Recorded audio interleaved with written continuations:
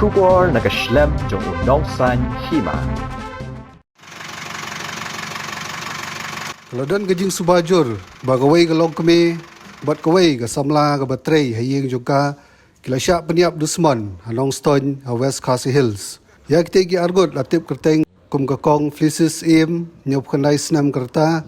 bat kanong tray yeng ga samla mat linti lingdo marshalong arpsan snam nag shnong ti saw nong stone. Kani ga samla keladon kumbahan riu snam tam ha kani ga yeng ha ga ba galalong kum kanong tray bat kanong pet yeng. Nolol kata la suba bakatai ke jingja hakite gi argot kalaja kamit juga ar plai trik unailar hendrai haduk benta 4 tip setia ke ga balaja ke bala pelong iki begindu no ialah ke jing im.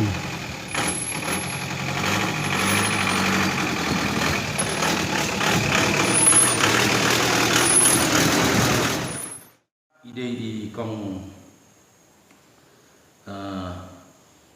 flisis im kan nam nyok so nyok kunai snam kerta bat I nong trei jong ketengi I kong mai denti el marsalam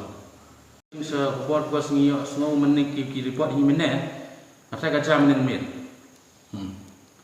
porno pais ni abji tam ni khobor ba dan doi ka kajing sabar jingja ba sungsi ba arut kilong kami sa penyak ng tiap apa nostan jung ini maruntai buat ngilapa iki ngilapa UBSP but the officers ng women police station but napo nostan police station tu but mar ngila pa teruskan sa selong bikin pa iki specialized crime scene unit jungi but ki canine dog squad unit hiru ilaya poi ka ngalit mene tu ngal examine ya ka place of occurrence kai gadi gajing chat mususi mengirungi pendem de nagalang jua MSP tingi ya nilai sim kia marmar ya ta gajing chat di crime scene unit juga la poi tu dog squad di ngala register case kalau organi gajing chat mususi but ngala constitute ka special investigation team bandan di DSP yang tu inspektor di OC